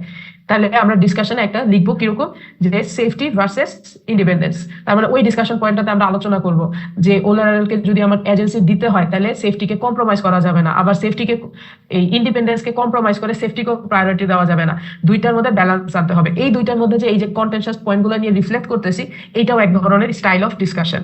তাহলে তিনটা বললাম কি কি। প্রথমে একটা হচ্ছে রিফ্লেকশন, ফাইন্ডিংটাকে রিফ্লেক্ট করতেছেন। সেকেন্ড হচ্ছে কল ফর অ্যাকশন, মানে আপনি আপনার ফাইন্ডিংস এর উপর বেস করে বলছেন যে রিসার্চাররা কোন কোন জিনিসগুলো ভুলে গেছে কথা বলতে, এগুলো এখন কমিউনিটির কথা বলা উচিত, এজন্য বলা হয় কল ফর অ্যাকশন। 3 নম্বরে আসতেছে হচ্ছে কি এরকম কন্টেনশিয়াস পয়েন্টগুলো নিয়ে আলোচনা করা। আচ্ছা, 4 নম্বরে আসতেছে হচ্ছে আপনার এখনকার কাজটা কিভাবে আগের কাজগুলো নিয়ে আলোচনা করা। আচ্ছা, 4 নম্বরে আসতেছে হচ্ছে আপনার এখনকার কাজটা কিভাবে আগের কাজগুলোকে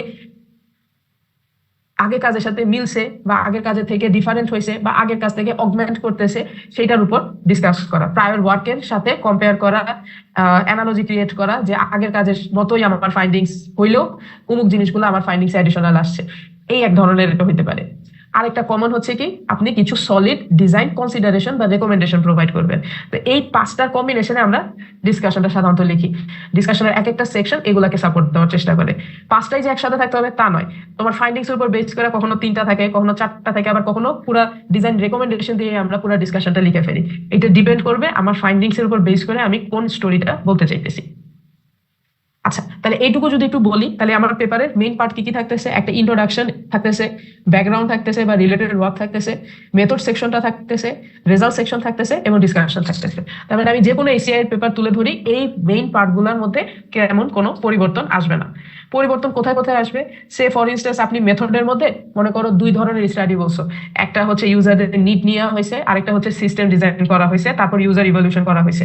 তাহলে এই জায়গাগুলো ভাগ হয়ে যাবে। সে এইখানে মেথডের মধ্যে তুমি স্টাডি ডিজাইনে কি বলবা, ফরমেটিভ পার্ট করা হয়েছে, তারপরে বলবা সিস্টেম কিভাবে ডিজাইন করা হয়েছে, তারপর ইউজার ইভলিউশন করা হয়েছে কিভাবে। মানে এই জিনিসগুলো ভাগ হয়ে যাবে খালি, বাট ওভারঅল আর্কিটেকচারটা এরকমই থাকবে। আচ্ছা, এইটুকু তো গেল একটা পেপারের এইচসিআর পেপারের বেসিক আর্কিটেকচার। বাট আমি যদি এখন একটা পেপার পড়তে চাই তাহলে আমি কিভাবে পেপারগুলো পড়বো সেটা আমি একটু দেখাচ্ছি। এটা দিব কেমনে?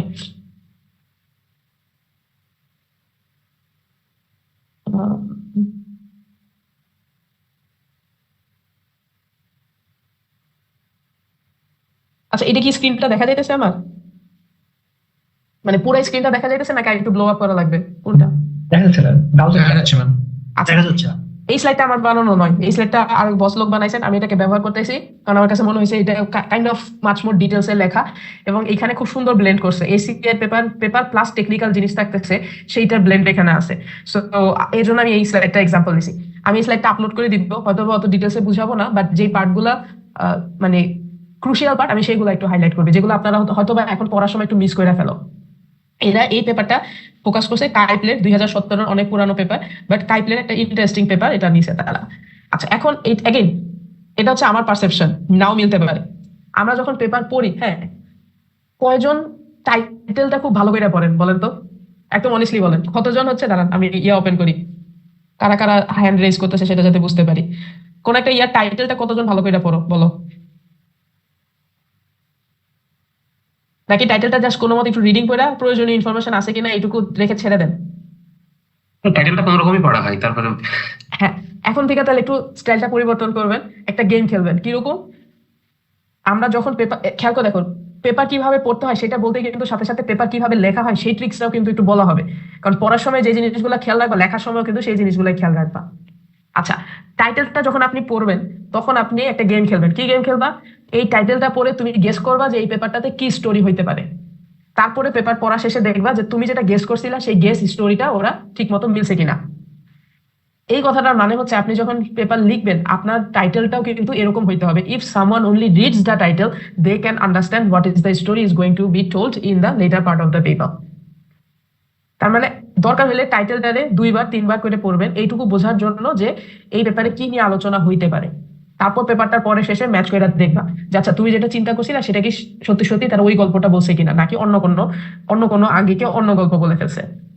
সো এর জন্য এখন থেকে যেটা করবেন, টাইটেলটা অত স্কিপ করবেন না, শুধু কিওয়ার্ড সার্চ দিয়ে টাইটেলটা বাইর করবেন না, টাইটেলটার প্রত্যেকটা ওয়ার্ড ভালো মতো পড়ার চেষ্টা করবা। টাইটেলটা পড়লে কিন্তু অর্ধেক পেপার অলমোস্ট পড়া হয়ে যায়। যেমন এটার ক্ষেত্রে একটু দেখেন, ওয়্যারস দ্য পিঙ্কি, এটুকু আমি কিছু বুঝি নাই, যে পিঙ্কি দিয়ে সে কি বুঝাইতে চাইতেছে আমি কিছু বুঝি নাই, কিন্তু অ্যাটলিস্ট একটা বুঝছি, পিঙ্কি মানে হচ্ছে কায়াঙ্গুল বুঝাইতেছে। আচ্ছা, এর পরের পার্টটা দেখতেছি, the effect of a reduce number of fingers in virtual reality. তার মানে এই পেপারটাতে সে আলোচনা করতেছে ভার্চুয়াল রিয়েলিটিতে রিডিউস নাম্বার অফ ফিঙ্গার, তার মানে কম সংখ্যক ফিঙ্গার ব্যবহার করলে কি এফেক্ট হয় সেটা নিয়ে সে আলোচনা করতেছে। এর জন্যই সে বলছে ওয়্যারস দ্য পিঙ্কি, তার মানে পিঙ্কিটা মিস হয়ে গেছে, মানে আমি 5টা আঙ্গুল ব্যবহার করতেছি না, আমি অল্প কয়েকটা আঙ্গুল ব্যবহার করতেছি।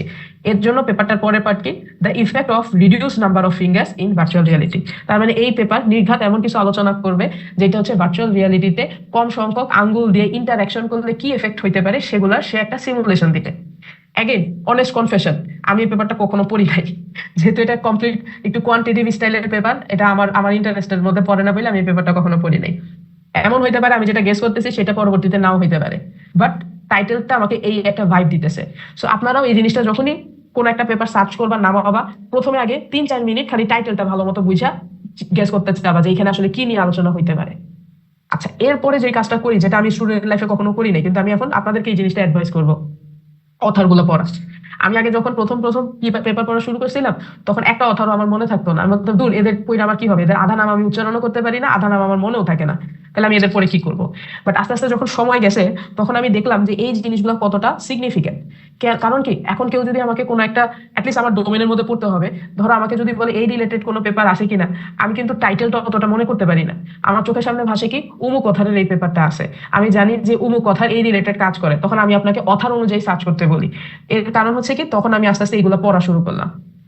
তো আমার অ্যাডভাইস যেটা হবে কি, আপনারা এরকম একটা লিস্ট এই অথারগুলা মনে রাখার একটু হালকা হলেও চেষ্টা করবেন। কারণ কি, টাইটেল অনেক সময় ভুলে যাইতে পারি, তখন ওই পেপারটা খুঁজতে হলে আমরা কিন্তু এই অথারেরই রিলেটেড কাজগুলা দিয়ে খুঁজবো। তাহলে এই পার্টটা প্রথমে ভালো মতো পড়বা, টাইটেলটা কি এবং অথারগুলো কি। আমার অ্যাডভাইজার আমাকে আরো অ্যাডভাইস দিয়েছিল যে প্রথম যখন পেপার পড়ি সে আমাকে বলতো যে এই পার্টটার মধ্যে তুমি 10 মিনিটেরও বেশি সময় ব্যবহার করবা। কেন? কারণ হচ্ছে তুমি এই প্রত্যেকটা অথারকে সার্চ দিয়া তার পেজে গিয়ে তার কাজগুলো পড়ে আসবা। তার মানে এই আমি প্রত্যেকটা first author, second author, third author, even last অথারেরও প্রোফাইলে যাইতাম, প্রোফাইলে গিয়ে দেখতাম যে তারা কি রিলেটেড কাজ করে। প্রথমে মনেই থাকতো না, প্রথম 1 বছর কিছুই মনে থাকতো না, পরে আস্তে আস্তে আমার মনে থাকতো আচ্ছা হ্যাঁ উমুকে এই কাজ করে, উমুকে এই কাজ করে। তার মানে এখন তখন যদি আমার কোনো পেপার খুঁজতে হইতো আমি তখন উমুকের জায়গায় চলে যাইতাম। যেহেতু প্রত্যেককে মোস্ট অফ দ্য কেসে তাদের ওয়েবসাইট বা হোম পেজ বা গুগল স্কলারে অনেক বেশি অ্যাডিশনাল আরো পেপার থাকতো, আমি ওদের আরো কাজগুলো সম্পর্কে ধারণা পেয়ে যাইতাম। তার মানে আমার এই ব্রাউজটা আমাকে আরো হেল্প করতো কি জানেন, রিলেটেড আরো পেপার পাওয়ার জন্য। তো আমি এখন প্রথমবার তোমাদের এরকম একটু সাজেস্ট করবো, যেহেতু আমার অ্যাডভাইজার এটা সাজেস্ট করছে, এটা আমার জন্য কার্যকর হয়েছে, so I am suggesting you also to do that.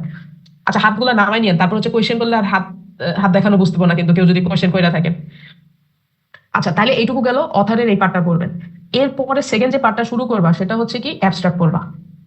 পুরা পেপারের সামারি অ্যাবস্ট্রাক্টের মধ্যে থাকে, তার মানে তুমি পড়ার সময় যেভাবে অ্যাবস্ট্রাক্টটা পড়বা, লেখার সময় সেইভাবে অ্যাবস্ট্রাক্টটা একটু খেয়াল করে লিখবা। অ্যাবস্ট্রাক্টটা সাধারণত এরকম একটা আওয়ার গ্লাস অ্যাপ্রোচ ব্যবহার করা হয়।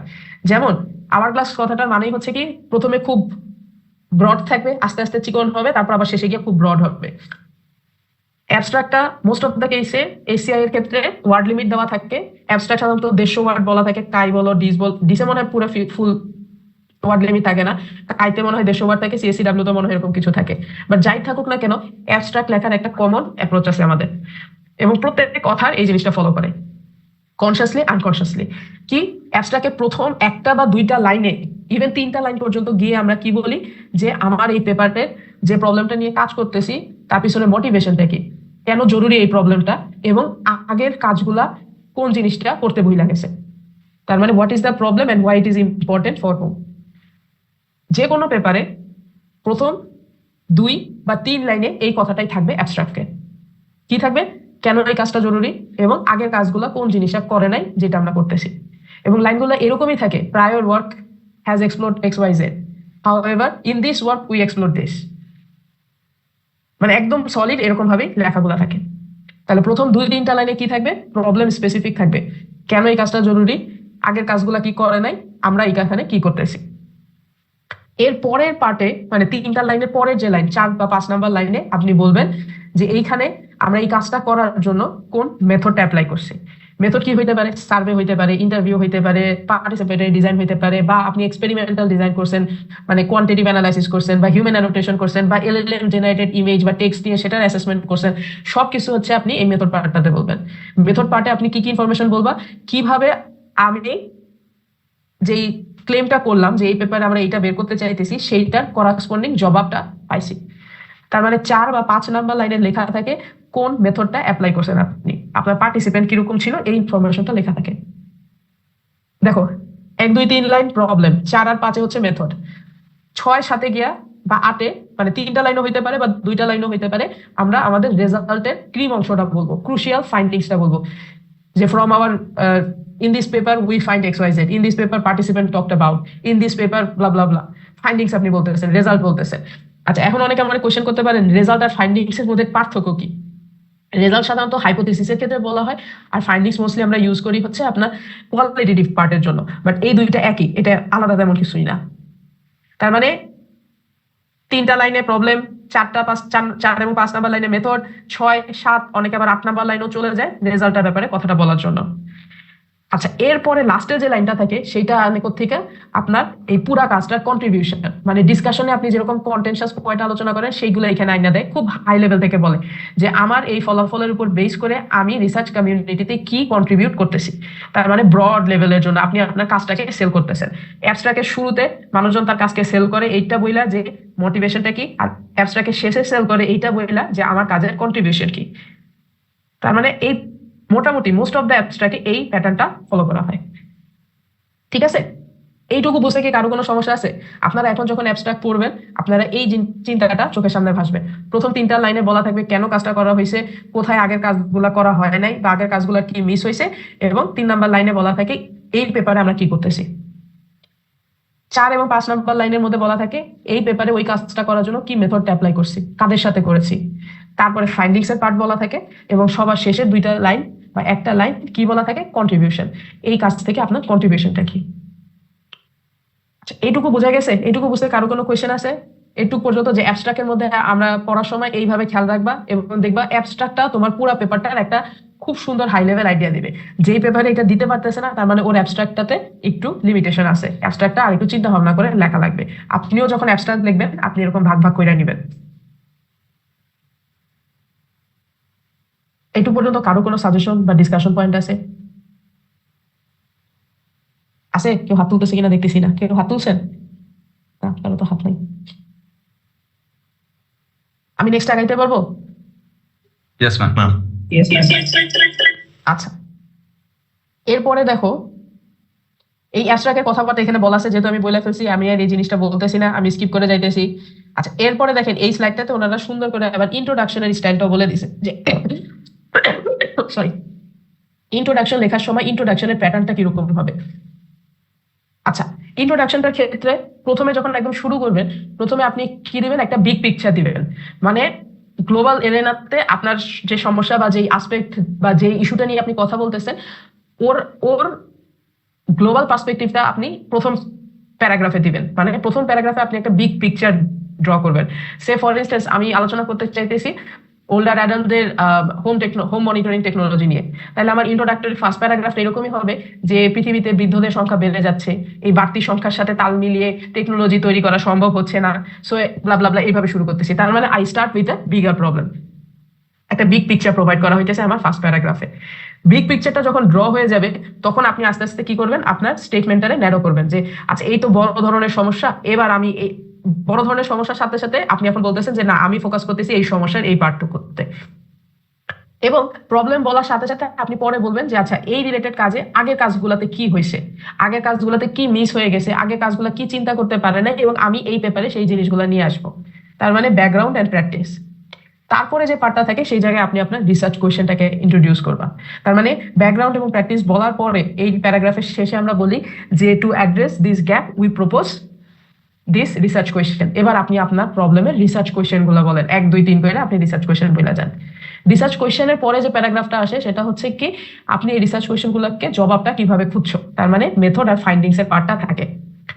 তারপরে ইন্ট্রোডাকশনের লাস্টের প্যারাগ্রাফটা থাকে হচ্ছে কন্ট্রিবিউশন। আমার ফলাফলের উপর বেস করে আমি কমিউনিটিতে কি কন্ট্রিবিউট করতেছি 1 2 3 করে মানুষজন হাইলাইট করে দেয়। তার মানে আপনার যদি পেপার পড়েন মোস্ট অফ দ্য এসসিআই পেপারের ইন্ট্রোডাকশনের লাস্টের প্যারাগ্রাফটা থাকবে হচ্ছে ওই পেপারের কন্ট্রিবিউশন, তার আগের প্যারাগ্রাফটা থাকবে ওদের ফাইন্ডিংস এর ব্যাপারে, তার আগের প্যারাগ্রাফে থাকবে হচ্ছে রিসার্চ কোয়েশ্চেন। আমি কিন্তু শেষের থেকে বলতেছি, তার মানে লাস্টের প্যারাগ্রাফটাতে থাকবে কন্ট্রিবিউশন, তার ইমিডিয়েট আগের প্যারাগ্রাফে থাকবে মানে সেকেন্ড লাস্ট প্যারাগ্রাফে থাকবে মেথড আর ফাইন্ডিংস রিলেটেড কথাবার্তা, তার আগের প্যারাগ্রাফ মানে থার্ড লাস্ট প্যারাগ্রাফে থাকবে হচ্ছে আপনার রিসার্চ কোয়েশ্চেন। সো আমি যখন পেপার পড়বো অ্যাবস্ট্রাক্টের পরে আমার চোখটা প্রথমে চলে যাবে ইন্ট্রোডাকশনের কোথায়, লাস্টের প্যারাগ্রাফে। লাস্টের প্যারাগ্রাফ পড়ার পরে আমি দেখবো যে কোনো রিসার্চ কোয়েশ্চেন আছে কিনা। তারপরে আমি ইন্ট্রোডাকশনের এই প্রথম প্যারাগ্রাফটা পড়ি যে আচ্ছা তারা ব্রডার কি পিকচারটা প্রোভাইড করছে। আচ্ছা এই তো গেল ইন্ট্রোডাকশনের পার্টটা। এরপরে সিমিলার ওয়েতে আপনার রিলেটেড ওয়ার্কে আপনি কিভাবে করতেছেন। রিলেটেড ওয়ার্কটাকে আমরা সাধারণত ব্যাকগ্রাউন্ড দিয়েও বলি। আমি সাধারণত সেফ সাইডে থাকার জন্য ব্যাকগ্রাউন্ড লিখি, কারণ ব্যাকগ্রাউন্ড বললে বোঝা যাবে যে আমি রিলেটেড ওয়ার্কও বলতেছি প্লাস হচ্ছে আমি আমার রিসার্চ কনটেক্সট বা অনুষঙ্গিক যদি কারো কোনো ডেফিনেশন টাইপে জানা থাকে সবই আমি একটা সেকশনে বলতেছি। আচ্ছা আমি সাধারণত রিলেটেড ওয়ার্ক কথাটাকে অ্যাভয়েড করি, কারণ রিলেটেড ওয়ার্ক বললেই মানুষজন একটু চিন্তা করে যে আচ্ছা তোমার প্রত্যেকটা প্যারাগ্রাফের শেষে গ্যাপ বলতে হবে, একটা পারসেপশন থাকে। সো আমার জন্য সেফ সাইডে থাকা হচ্ছে ব্যাকগ্রাউন্ড বলা। তো ব্যাকগ্রাউন্ডের প্রথম যে প্যারাগ্রাফটা থাকে সেটা থাকে হচ্ছে তুমি তোমার কাজটাকে কোন কোন লিটারেচারের ইন্টারসেকশনে সিচুয়েট করতেছো। সে আমি যদি এখন অ্যাসিস্টিভ টেকনোলজি নিয়ে কোনো কাজ বা কোনো কাজের রিলেটেড ওয়ার্ক লিখতে চাই, assistive technology for older adults, তাহলে আমার কাজটাকে আমি কোন কোন লিটারেচারের মধ্যে কানেক্ট করব, অ্যাসিস্টিভ টেকনোলজি লিটারেচারের সাথে কানেক্ট করব, ওল্ডার অ্যাডাল্টদের নিয়ে কি কি কাজ হয়েছে সেই রিলেটেড কানেক্ট করব, প্লাস আরেকটা থাকবে হচ্ছে যে আমি অ্যাসিস্টিভ টেকনোলজি কোন আসপেক্টটা নিয়ে কানেক্ট করতে চাচ্ছি। তার মানে রিলেটেড ওয়ার্কের প্রথম প্যারাটাতে বলা থাকে যে আপনার কাজটা অন্য কোন কোন সাব ডোমেইন থেকে নলেজ নিয়ে তৈরি হইতেছে, বিল্ড আপ হইতেছে। আচ্ছা এরপরে বাকি আরো যে পার্টগুলো থাকে সেটা হচ্ছে ওই যে আপনি একটা ফিল্ড বলছেন না যে আমার কাজটা উমুক 3টা ফিল্ডের সমন্বয়, আপনি উমুক 3টা ফিল্ডের ইন্টারসেকশনে আমার কাজটা, এবার আপনি ওই 3টা ফিল্ডের করাসপন্ডিং কাজগুলো বইলা যাবেন। তার মানে 3টা সাবসেকশন বানাবেন যারা কি করবে ওই এক একটা ফিল্ডের রিলেটেড ওয়ার্ক আপনাকে বলবে। তাহলে আবার একটু বলি কথাটা, রিলেটেড ওয়ার্ক বা ব্যাকগ্রাউন্ডের প্রথম প্যারাগ্রাফটার মধ্যে আমরা বলি যে we build our understanding building on XYZ domain of this problem, অথবা we situate our work at the intersection of this. এই দিসের মধ্যে যে ফিল্ডগুলো বলবো সেটাই আমার এক একটা রিলেটেড ওয়ার্কের সাবসেকশন হবে। এবং প্রত্যেকটা সাবসেকশনের শেষে আবার বলতে আসতে হবে এরকম যে আগের কাজগুলোতে এইভাবে চিন্তা করছে, আমার কাজটাতে আমি এইটার সাথেও অমুক জিনিসটাকে চেঞ্জ করছি, বা আমি এইটার সাথে এই আসপেক্টটাকে ইন্ট্রোডিউস করছি। গ্যাপটা আপনি আপনার লাস্টের লাইনে ইউনিক করে বলে দিবেন প্রত্যেকটা প্যারাগ্রাফের শেষে। এই কথাটা এখানে বলছে যে সামারি এখানে তো একটা সেকশনের মধ্যে লিখে গেছে। আগে তো পেপারগুলো কিসে থাকতো, এসিআই পেপারগুলোতে পেজ লিমিট দেওয়া থাকতো, যেমন কম্পিউটার সায়েন্সের পেপারগুলোতে যেরকম থাকতো। এখন মোস্ট অফ দ্য এসিআই পেপারগুলোতে কিছু কিছু কনফারেন্স বাদ দিয়ে বাকি এসিআই কনফারেন্সগুলোতে পেজ লিমিট থাকে না। সো আমরা ইচ্ছা মতো লিখি, কিন্তু এখানে একটা লিমিটেশন আছে। আপনার পেপার যদি 12,000-এর উপরে হয়ে যায় তখন কিন্তু আপনাকে প্রপার ওয়েতে জাস্টিফিকেশন প্রোভাইড করা লাগবে যে কেন এত বেশি বড় পেপার লিখছো। জাস্টিফাই করতে না পারলে পেপারটা ডেস্ক রিজেক্ট করে দেওয়া হয়।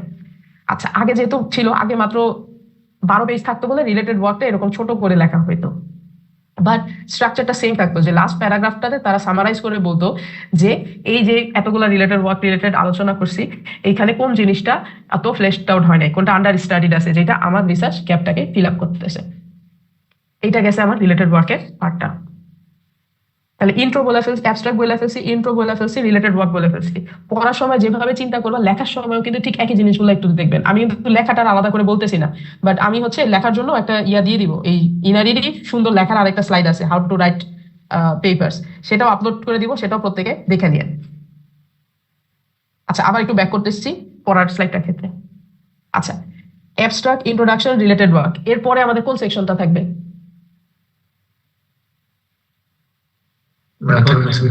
মেথড। তাহলে আমরা এখন পরের পার্টটা যাব কোথায়? মেথডে যাব। মেথডের প্রথম পার্টটা মানে ফার্স্ট প্যারাগ্রাফটাতে বলা হয় যে আমি রিসার্চ কোশ্চেনগুলোর জবাব খোঁজার জন্য অমুক মেথডটা অ্যাপ্লাই করতেছি। এর পরের পার্টে আপনি বলবেন এখানে যে পেপারটা ছিল, এই যে আমরা বললাম না, দেখো না যে ফিঙ্গারের ব্যাপারে তারা বলছে, তার মানে এখানে তারা একটা সিস্টেম তৈরি করছে বা একটা অ্যাপারেটাস তৈরি করছে, টেকনিক্যাল পেপার, তারা টেকনিক্যালের দিকে চলে গেছে। এক্সপেরিমেন্টাল ডিজাইন বলছে, তাদের ভ্যারিয়েবল গুলা কি কি আছে, তারা কিভাবে মেজার করবে, এই সব কিছু বলছে। আপনি যদি টেকনিক্যাল পেপার না থাকে, কোয়ালিটেটিভ থাকে, তখন আপনি কি করবেন? স্টাডি ডিজাইনটা বলবেন, কোন মেথড অ্যাপ্লাই করছেন সেটা বলবেন।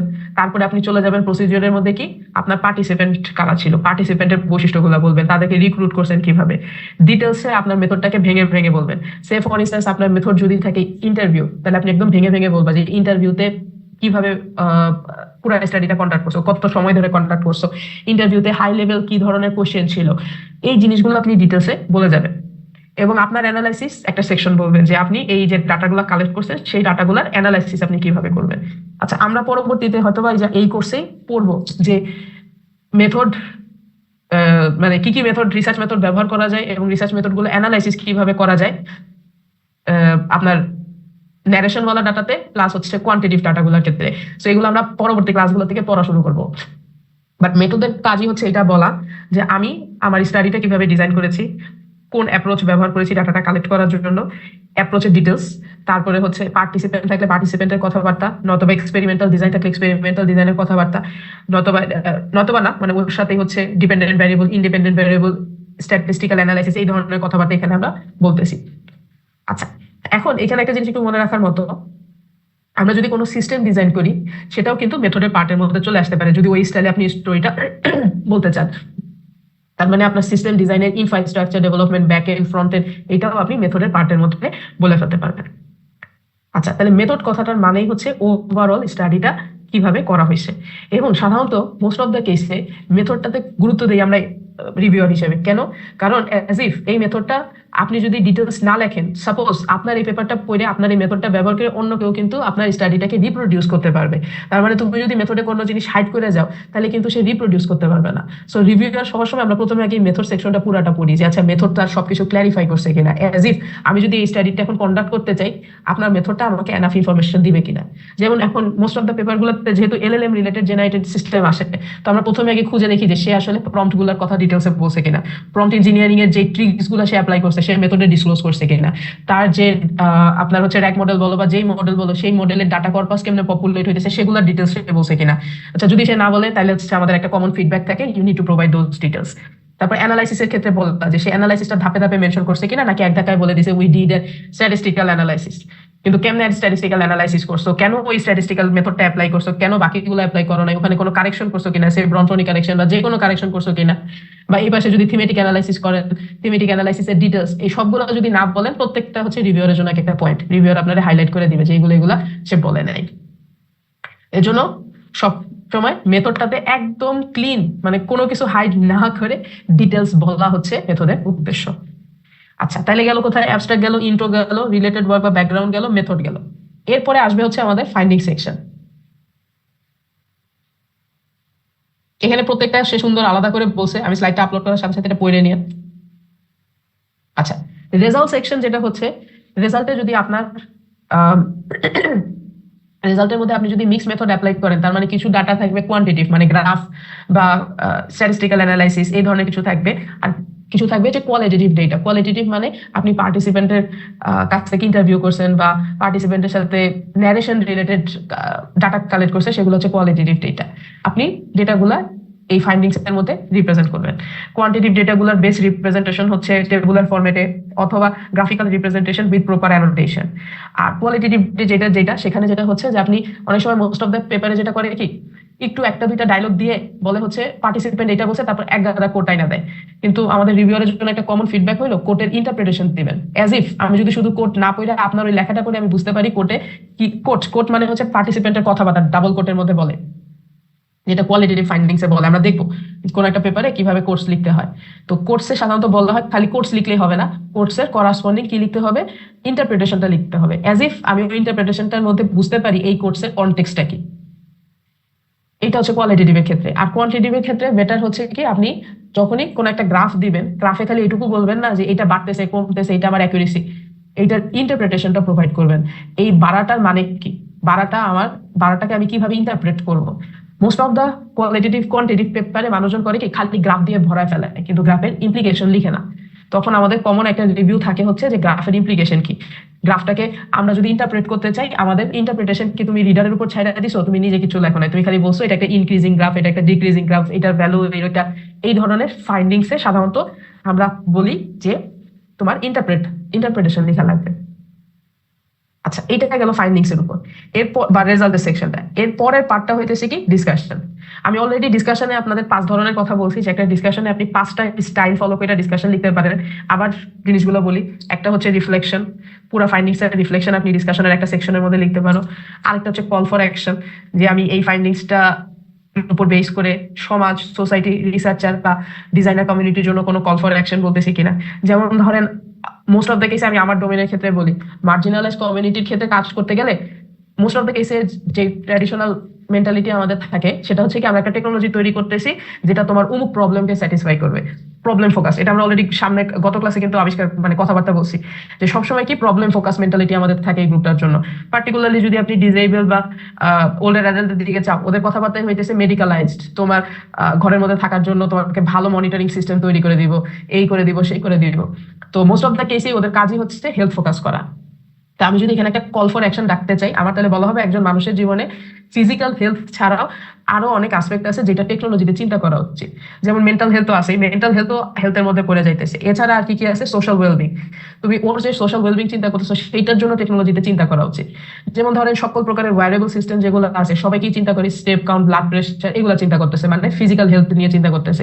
কেউ কিন্তু ওর সোশ্যাল ওয়েলবিং বা স্পিরিচুয়াল ওয়েলবিং এই আসপেক্ট গুলো কিন্তু চিন্তা করে না। তাহলে আমি যদি আমার ফাইন্ডিংস এর উপর বেস করে এই জিনিসটা পাই যে older adults they are looking for opportunities to communicate to their society or to participate in voluntary work so that they can perform a reciprocity directions, এরকম যদি আমার ফাইন্ডিংস থেকে আসতে থাকে তাহলে আমি বলতে পারি একটা ডিসকাশন সেকশনে যে আমার ফাইন্ডিংস এর উপর বেস করে আমি একটা কল ফর অ্যাকশন করতেছি। কিসের জন্য, কিসের কল, যে রিসার্চার আর ডিজাইনারদের এখন চিন্তা ভাবনার একটু পরিবর্তন করা লাগবে। কি পরিবর্তন?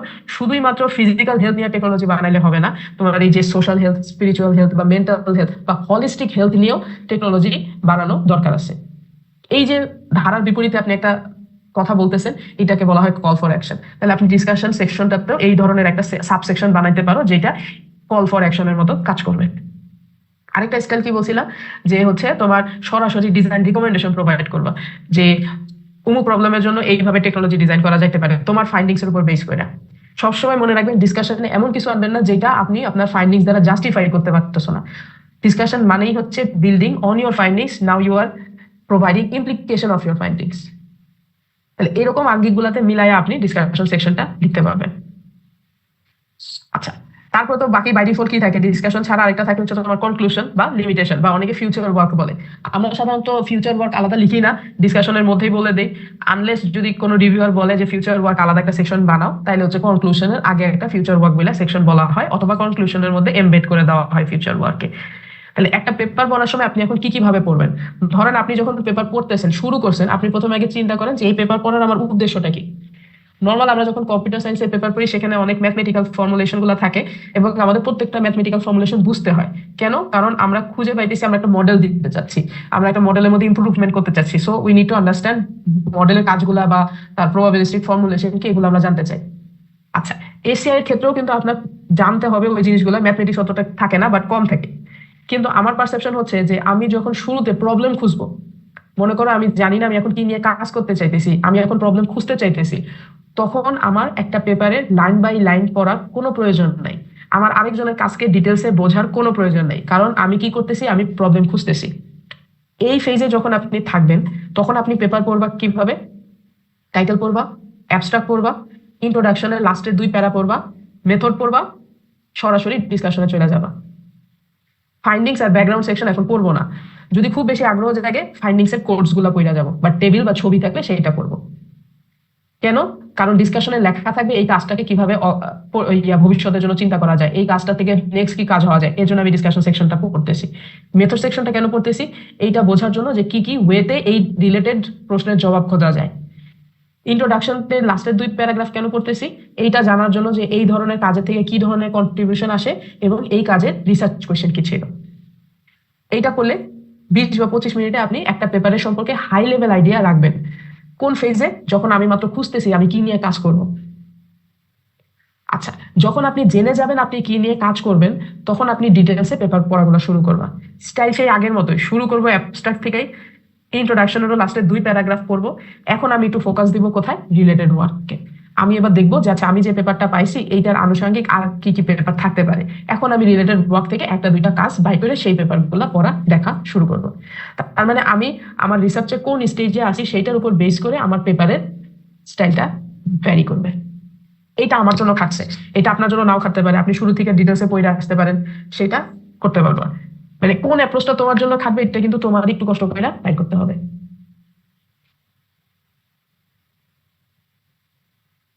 আচ্ছা, এইটুকু পর্যন্ত কারো কোনো কোয়েশ্চেন আছে? হুম, না ম্যাম। থেকে সবকিছু বুঝতে পারছেন? আজকে যা যা পড়ছি সেটা কিন্তু কারোর জন্য নতুন কিছু না। তোমাদের অলরেডি অনেকে হচ্ছে পেপার পাবলিশও করে ফেলছো এবং এত বস বস ভেন্যুতে পাবলিশ করছো। আমি আমার পিএইচডি লাইফের লাস্ট স্টেজে গিয়ে ওই ভেন্যুগুলোতে পাবলিশ করছি, সেখানে তোমরা এখনই পাবলিশ করে ফেলছো। সো কয়েকজন তো খুবই বস লেভেলের আছেন। তারপরে হচ্ছে মোস্ট অফ দ্য কেসে তোমরা অলরেডি ধরো মানে এই কোর্সটার আগে তো আরো তোমার পেপার রিলেটেড কাজ করে আসছেন বা পড়ছো বা আন্ডারগ্রেডও করছো।